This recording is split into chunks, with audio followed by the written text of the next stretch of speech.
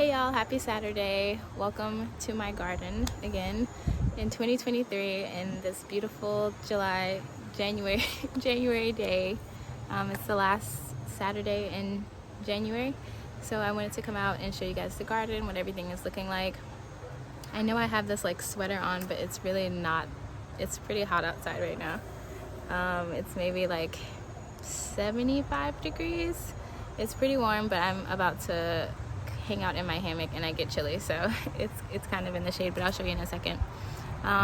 So there have been a lot of changes to the garden since you guys last saw it. I have been busy this month. I'm actually really tired from all the projects I've been working on, so I don't know if there will be a lot in February. There probably will be. I'm saying that now, but as soon as I have a nap, I'll be ready to go. Yeah, my seeds have been started. They're inside. I'll show you guys that as well. I have some seeds over here that are hardening off, and it's coming. My vision is coming to life, and it feels really good. So yeah, let me show you guys what I'm looking at. Okay, so right off the bat, this is the biggest change in the garden. This beautiful kind of entryway here. So if I can show you a little bit of context. So my back door is there. That's the lantana that I cut down, and then you switch around. My patio's here, and then you have like this walkway. So I'm gonna leave this how it is for now, because eventually I want to extend this patio, but I haven't decided what that's gonna look like. So yeah, I did this like in the last week. I laid down this landscape fabric, so I'm gonna make a gravel pathway through here with like those stepping stones like I told you guys, and then we'll get to these in a second. And then I just laid out some kind of retaining wall bricks or whatever. I just like the way they look, so I laid these down on top of some landscape fabric. And then also I mortared the fire pit. It looks a little shitty, and I still have to like put some more of these bricks kind of around there, but I just haven't had the time to do it. But yeah, it looks pretty good, if I do say so myself, for a DIY project. And so I just have to fill this in with gravel. I'm gonna get some delivered because I was gonna rent a U-Haul and go pick it up, but then I was like, absolutely not. So yeah, I did this. I'm gonna take these same edgers and run them down each of these sides. So I was gonna do this properly, and the proper way is to dig down like a couple of inches, like 2 to 3 inches, maybe lay down some sand if you feel like you need it, and then cover with landscape fabric, then put the gravel on top. I dug for like maybe 10 minutes, and I don't know what kind of grass I have, but it's like that. It's thick, and the roots just kind of all stick together, so it's hard to pull up the sod. It's like a mat, but I guess all sod is like that. I don't know, but I did that, and I was like, this ain't it. And so I changed strategy, and I was just like, I'm just gonna build on top of it because my yard gets water anyway. It'll probably be better to build on top. So we'll see how that lasts and how that goes. I'm hoping it'll be fine, but if it's not, then we'll revisit. But I just didn't have it in me, and I wasn't about to do that. So these babies that I built these out of cedar fence board. So it's kind of thin, but it's getting the job done. The pile of like brush that I had back there from when I did like the garden tidy up video, I started putting that in the bottom, and I'm gonna do that here. And I haven't done this one yet because, as you can see, my little cover cropped radishes are coming up. So these right here, and I'm just so sad to cover them up. Like, I really worked really hard on this bed to like get it done with the broad fork and everything, and it's just, I hate to cover it up. I am, obviously, but yeah, I'm gonna fill these up, and I'm gonna get some soil delivered. Yeah, so that's that. We did have a casualty in the garden. You will notice that my sweet, beautiful lime tree is gone. I noticed that it had some citrus greening, which is a disease that is spread by what is it called, the Asian psyllid moth or something like that, and then it fucks up the tree. It makes it, the leaves start to turn weird, the fruit gets weird, and eventually it just dies. So I just went ahead and got rid of it. I'm happy that it happened before I put it in the ground, because I was going to do that this month. So I noticed it, and then if that happens to your tree, I believe you need to, this is what I did to mine. I bagged it up. I chopped it up, bagged it up, and put it in the trash can. I didn't compost it or anything like that.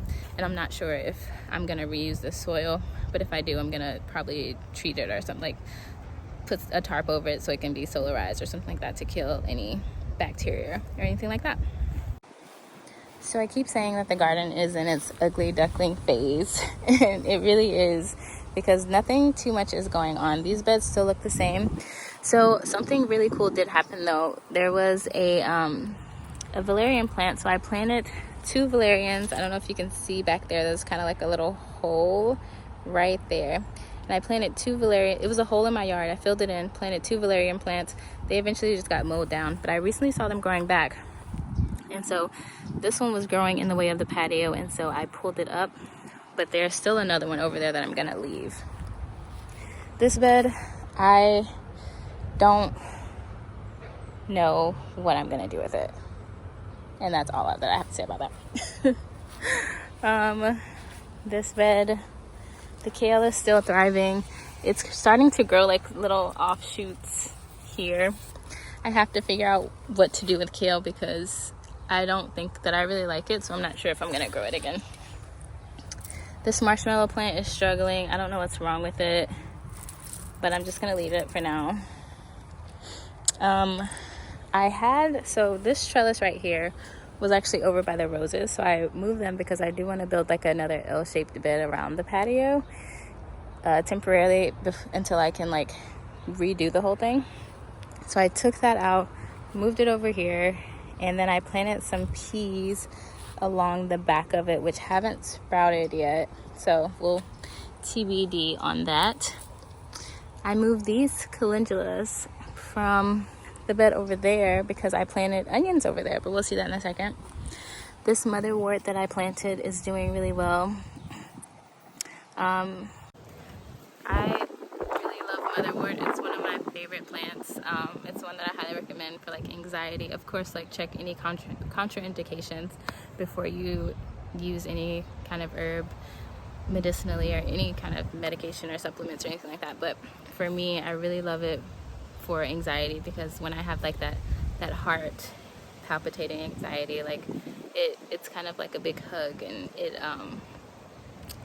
just calms me down, and it really helps with like that body anxiety.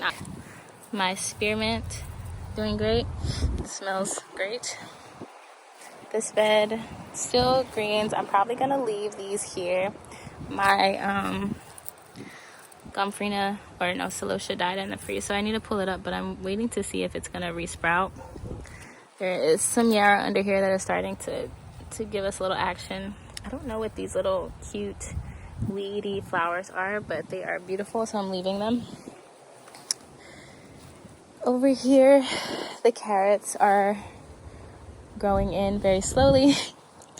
I planted some peas. I don't know, I think that's a cherry pit, but I planted some sweet peas along here, along with some of the other peas that I had planted in the other bed, but we'll see. The carrots are coming in slowly.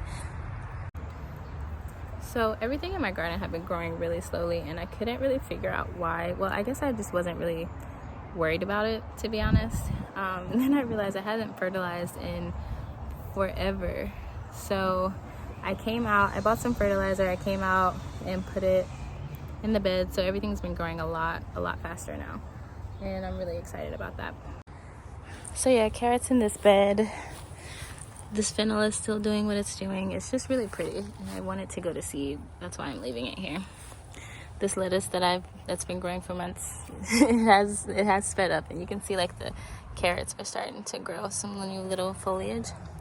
And then in here we have a volunteer that I think is Monarda. I'm really hoping it is, because I really want to make some bee balm tinctures this year. And this here is my onion bed. Oh God, that's very spicy. So I bought these onions from Dixondale Farms, and I shot a video on when I planted these. The soil is kind of dry, but it's supposed to rain tomorrow. Yeah, I planted about 50 or 60 of them. I don't remember how many, and I have not counted them, and I'm not going to. But yeah, I cleared this whole bed out and planted these onions. So they've been in for a few weeks. And yeah, I'm just excited to watch them grow. I've never grown onions before. And I like having like a dedicated bed. And here we have another new bed. Also built out of cedar fence pickets. And this is my new strawberry bed. And I know it looks awful. Well, let me tell you why it looks awful. Because I bought these starts from Tractor Supply. I bought these ones from Tractor Supply, and I bought these ones from Home Depot. I shot a video about it, so you'll see that, but do not recommend Home Depot for strawberry starts. These are like, let me show you. I would be surprised if any of them came up. Like, look at this. It's pretty much dead. This one might come back. This one seems dead. This one may come back, but also seems dead. But yeah, they all just seem dead. So I planted them anyway. My hope is that the ones from Tractor Supply grow and they'll produce runners, and I'll be able to plant the runners and have more plants instead of buying more plants, because I'm trying to be more frugal with all of the changes that I'm making in the garden, because your girl needs some money to do all these things. Okay, so this bed, I harvested my cabbage.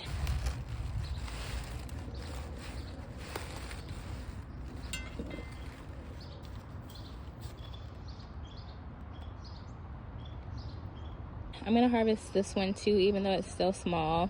I'm gonna move the kale to pots, and then I'm gonna refresh this bed, add a layer of compost, and then plant something else in here. I'm not sure what yet. I'm thinking that I'm gonna put leeks in here. But yeah, you can see these lettuces are growing much faster now that I have put a little fertilizer in this bed. And this is an agastache, which will stay here, that came out of the onion bed. These chives are still doing great, and we have like a little chive flower, which is super exciting. Oh my God, that made me think of like the most exciting thing that's happening in here. I don't know what this is. Oh yay, a little bit of green. So I really want these to come back this year. These are my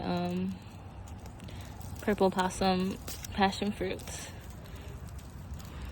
So yeah, they definitely died back in the freeze, so I have to cut them back. Both of them are just dead looking. Hopefully the roots are still alive.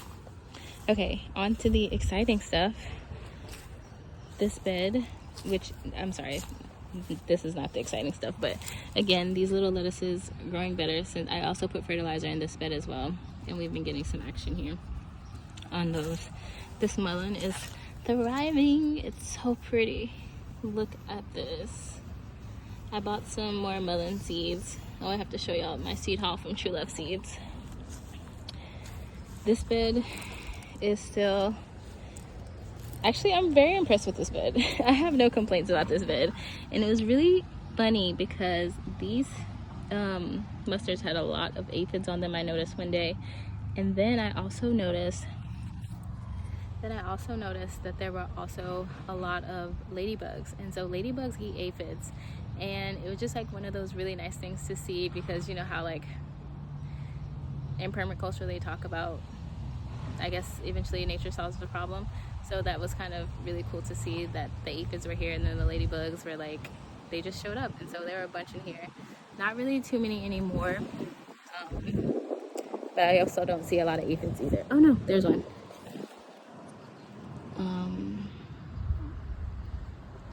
Yeah, you can see her. I guess she doesn't want to be on camera, but you can kind of see her. I don't want to disturb her. But yeah, that was really cool to see. Another really cool thing to see is that the blackberries are flowering. You can see right here we got some action, so hopefully we'll get some fruit soon. I have been seeing bees on them, and they are producing a lot of flowers. And these are the y'all don't make me lie, I can't remember, I don't know.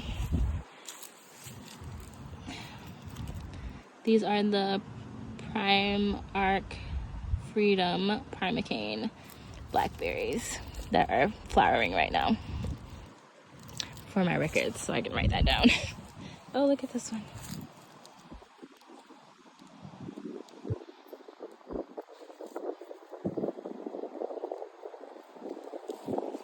It's all just like really beautiful. I'm very excited. Even the fig tree is waking up. You can see she's starting to bud out. And I'm hoping to see some growth this year. Seedling table, not much to see here. Still same kind of things going on. I'm gonna plant these out soon at some point, but these aren't the seeds that I just started. Those are the things that have been in pots for literally ever. But we don't need to talk about it. These are some new plants that I just got. Did I step in ants? Oh. Okay, no, we're good. Okay. So the bay leaf is producing some new foliage. I'm gonna plant this in the ground this year. I don't know why it's growing so slowly, but hopefully we can get it to not do that this year. This is a beautyberry bush or shrub that I got from So Exotic. This is a fioja or pineapple guava, also from So Exotic. And these are some Yopan hollies that I got from So Exotic as well, and that's SOW Exotic. So the shopping online is like a mixed bag, because what I've been finding lately is that you can get the same plants locally, at least in my area, for cheaper if you just go to the store or like wait till they get the plants in. Because these Yopan hollies, for instance, they were like $40 from So Exotic for this size, but I was able to get them buy one get one, so they were like $20 each. But then I went to Home Depot and then I saw these same size plants for like $7. So just shop around, do your due diligence. And there's also something to say about, of course, supporting a small business, which is important. So maybe it depends on your situation. You shop with your dollars, in alignment with your values. These Yopans, I wish I would have gotten them from Home Depot. The pineapple guavas still would have purchased. The beautyberries still would have purchased from So Exotic. They have a great selection. But yeah, just shop around sometimes, especially because the Yopan is a native to our area. So I definitely should have thought about that, and I definitely could have gotten it cheaper locally. Okay, another plant that I'm really excited about. These are Brugmansias, or angel trumpet plants, and I got these cutting a local Facebook gardening group. They had cuttings from, I think it was a yellow tree and a pink tree, and so I went and got some, kept them in water, and now thriving. I have 2 more inside, and I've given some away to friends, but I have this one and this one. I'll probably give 2 more away, but I'm gonna put these in the front yard. They're supposed to be the flowers are gorgeous, and hummingbirds supposedly love them, but they are poisonous, so be careful. And down to the most exciting thing. Look at this.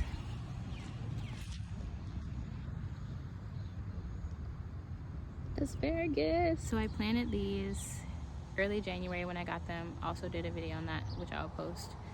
And I was so shook when they started coming up. Like I was shooketh.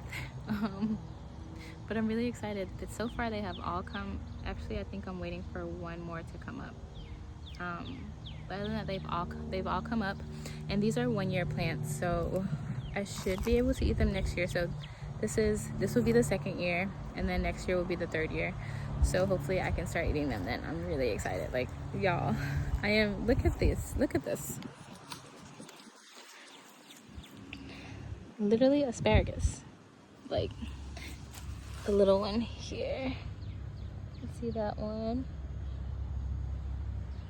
I think my camera's not focusing, but you can kind of see it.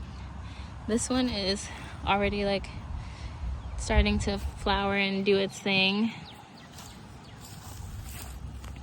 Got one here. I bought 10 plants, 10 crowns. And so far we have 1, 2, 3, 4, 5, 6, 7, 8, 9, 10. No, I guess that's all of them have come up. Just so you can like see a little bit better. You can see those ones back there, and then there's like 2 very skinny ones in the back.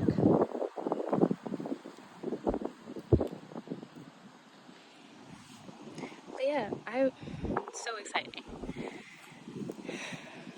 And then that's my hammock that I'm about to go lay in because it's a really pretty day and I'm very tired. So last thing I wanted to show you guys were the seeds. Oh, there's also this gardenia that I need to pick up. She keeps falling over. I'm gonna plant her. I got this plant from Home Depot, and I'm gonna plant her along the back fence line. I'm kind of hoarding plants for that project. So I'm planning to plant our gardenia, the 2 yopons, probably some viburnums, a button bush, and a little gem magnolia. Along the back is kind of like my privacy hedge. Those are all evergreen, and they will make beautiful plants, beautiful foliage, beautiful flowers, and also produce some, hopefully the yopons will produce some nice caffeinated tea for me, and some beautiful berries for the birds. So I'm sorry y'all if my energy seems low today. I'm actually really tired, but I still wanted to get this video out before the end of the weekend, or the end of the month. So yeah, a lot of changes, a lot of plans that I have. So I was telling y'all that I actually have to add a lot of beds, and so I was going to build all of them out of the cedar fence boards, but once I ran the numbers, I could do it, but with buying soil, like filling them up is, to me, is the most expensive part. So I've decided instead to I'm gonna rent a tiller, and I'm just gonna till all the ground up, because I was also gonna do the broad fork again, but that's a lot of work too.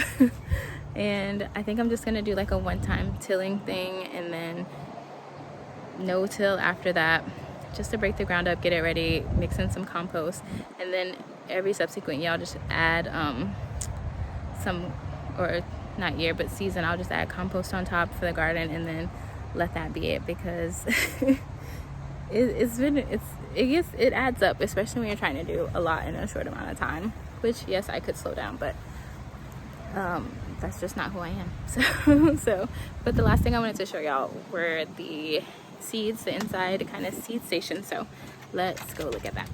So I have my seeds set up. It's like a little, I guess you call this a baker's rack, or just like a wire rack that was in my kitchen, but I put up some shelving in my kitchen, so I didn't need that anymore. So I was able to bring this in, set this up. These are some shop lights I got from Lowe's. I'll link them down below if you're interested. They were like $16 a box of one light. But I love these. This is my 2nd year using them. I've just bought more. I'm probably gonna buy 2 more, because I think it would be better if I could have 3 on each level versus 2. But it's working for now. These are, oh, I wanted to show y'all these little pots I got from Epic Gardening. I love them. These are just some old pots that I bought things in. These trays are from Bootstrap Farmer. I got these on Amazon for a tray of pack of 5 for $40, I think. I'll link those as well if y'all are interested. But yeah, so these are all of the seedlings that I'm growing. I'm trying to like show y'all a little bit better.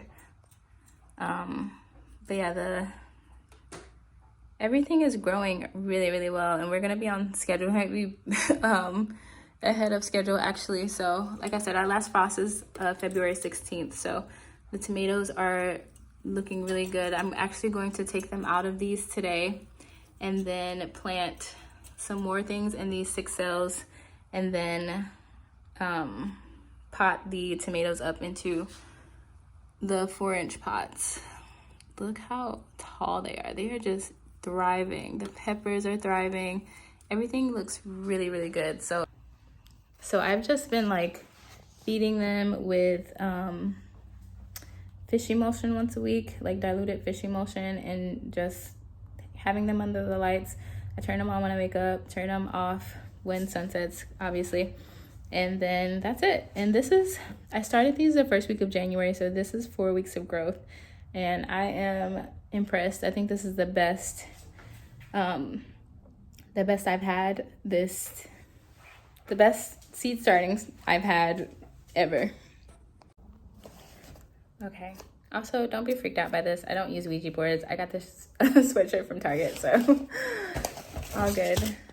So the last thing I wanted to show y'all were I ordered more seeds that I didn't need from True Love Seeds. I just wanted to kind of show y'all what I got if you're interested. So the first one I got is this sorghum. Sorghum is a really beautiful plant, actually. It kind of looks like sugar cane to me.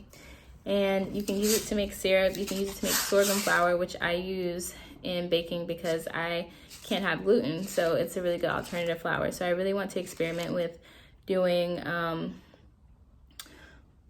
sorghum flour and possibly making sorghum syrup. But it kind of seems like an involved process. So I don't know if I'll get around to doing that. The next one I got is this speckled bush butter bean. This is a bush bean. It is like a lima bean style bean, and I love lima beans, but I haven't had them in a long time, so I'm excited to grow them. The next one is the pretzel bean. This one looked really cool. I'm gonna try to put a picture in if I can figure out how to do that. But it is kind of like a black-eyed pea, and I think it would be really cool to have my own homegrown black-eyed peas for New Year's next year. And it's just a really cool looking plant. This one is Greek mullein, so similar to the mullein that I have outside. I think the difference is the flower stalk, but I'm not totally sure. I think medicinally they can be used the same, and I hope that I can get them to germinate and to thrive here. I'm gonna put them in the front yard probably, but they're just so beautiful. So I'm not only growing it for the medicine, but I'm growing it because it's really beautiful. And again, I don't know if I mentioned, but mullein is really good for respiratory issues, among other things. Some tomatillos. I've been watching a lot of garden tours on YouTube lately, and I was watching this one person. She was just talking about how she likes to grow tomatillos because her husband likes salsa verde. So I was like, I like salsa verde, and so I'm going to grow that and hopefully can a bunch of salsa verde to use at home. You know, like there are things that you like, but you don't make it at home, even though it's like pretty simple. Yeah, that's kind of how a lot of things are for me. And so I'm trying to like bring things home, make things, especially because I want to can a lot this year. The next one is St. John's wort. I have been trying to grow St. John's wort forever, have not been successful. Hopefully this will be my year. I really want to make some of the oils. This is epazote, oregano. I was reading a cookbook because I love cookbooks, and they were talking about it, so I had to try to grow some so that I could make some of the recipes from that book. I will try to remember which one it was. This is another southern black-eyed pea. This is the Ezel family fish-eye pea. This is an heirloom that was passed down from a family. Let me read what the tag says. It says, plump, cream-colored southern peas with big, beautiful black eyes. Grow 10 to 15 to a pod on 6-inch vines. It's from the Zell family of Louisiana. So of course I wanted to grow those because I am a Louisiana girl. Shishito peppers, the old seeds that I have, they haven't germinated yet, so I just went to buy some. That's actually how all this got started, because I just went to buy some shishito pepper seeds. I was going to get them from Baker Creek, but I have been hearing some really problematic things about Baker Creek and their history, which is a problem for me. And so I wanted to go support a different company. And so I went on True Love Seeds to find shishito and calendula seeds, and then I ended up with so much more. The next one is the Marico Fauna Berbere pepper. Berbere is I'm not sure if I'm pronouncing that right, but it is a seasoning, an Ethiopian seasoning blend. So I really want to dry these and try making my own, seeing if that is something that I want. The next one, the Korean Hong Gochu pepper, if you're familiar with gochujang and gochugaru, that is what these peppers are. These peppers are used to make those things, so it'll be nice to have my own little supply.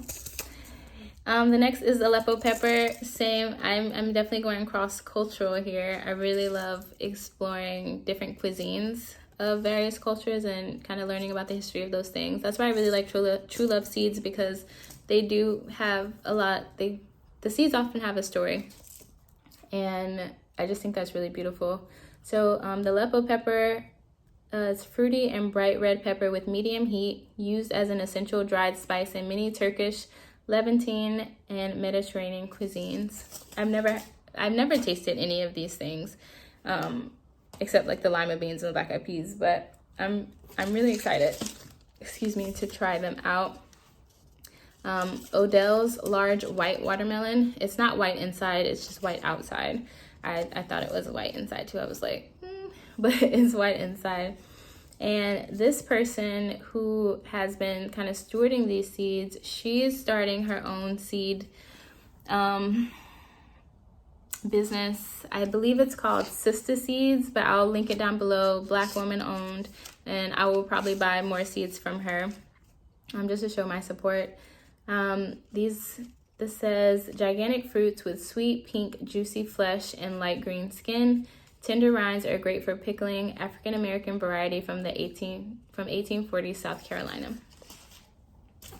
And then lastly, I have Feathery Plume Celosia, which I'm going to use for flower arrangements around the house. And then Resina calendula, which is supposed to be one of the most potent calendulas around. So you saw the calendula in my garden, and I use that for salves. I mostly use it personally for drinking tea because I have a lot of gut issues. And calendula can be really good in healing for the gut, not only for its like vulnerable properties, so its ability to like literally heal wounds, so if you have ulcers and things like that, but also it is bitter, so the bitter properties help improve your digestion. So that is something I really like to put in tea blends. It is bitter, so I like to mix it with with like chamomile or lemon balm, and just kind of portion it so that it's not too overwhelming. But it's one that I really, really love. But okay, I'm gonna go ahead and wrap this up. Again, y'all, I'm sorry that my energy is kind of low today. I hope you still found this video engaging and fun to watch, and I hope that it's getting you exciting about your garden. Like I'm watching all the garden tour YouTube videos from other people. I'm browsing all the seed catalogs. I'm visiting nurseries. Like, I am itching to get this garden started. But I wanted to actually go back and mention, like, with that said, I know the spring is like this great time that we're like really excited to garden, but we also have to gear up for war, because I was thinking about my lemon tree, and I've had a lot of successes because it was the fall. So I wasn't having any problems, and you kind of can forget about how brutal the spring and summer can be when you're in the fall and there's less pest pressure and less disease pressure, and you're just kind of smooth sailing.